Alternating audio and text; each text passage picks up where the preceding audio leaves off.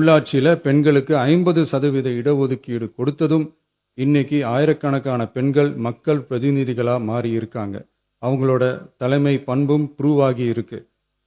அதே மாதிரி பெண்களோட வெற்றியை சட்டமன்றத்திலையும் பார்லிமெண்ட்லையும் எக்ஸ்டெண்ட் பண்ண வேண்டிய நேரம் வந்துருச்சு.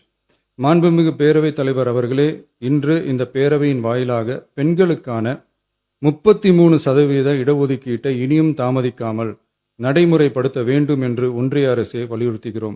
இது பெண்களுக்கான சலுகை இல்லை, இது அவர்களுடைய ஜனநாயக உரிமை. இது ஒருவருக்கான வெற்றி அல்ல, இது இந்திய ஜனநாயகத்தின் வெற்றி. ஒரு பெண் அதிகாரம் பெறும்போது ஒரு குடும்பம் உயர்கிறது.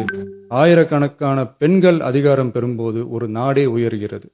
மக்கள் தொகை கணக்கெடுப்பு மற்றும் தொகுதி மறுசீரமைப்புடன் பெண்களுக்கான தொகுதி ஒதுக்கீட்டை இணைப்பதால் ஏற்படும் காலதாமதத்தின் காரணமாக பெண்களுக்கான தொகுதி ஒதுக்கீட்டை ஒத்திவைக்க கூடாது என்றும் அதை விரைவாக அமல்படுத்த தகுந்த அரசியலமைப்பு மற்றும் சட்டப்பூர்வ நடவடிக்கைகள் எடுக்கப்பட வேண்டும் என்றும் தமிழ்நாடு அரசு ஒன்றிய அரசை வலியுறுத்துகிறது.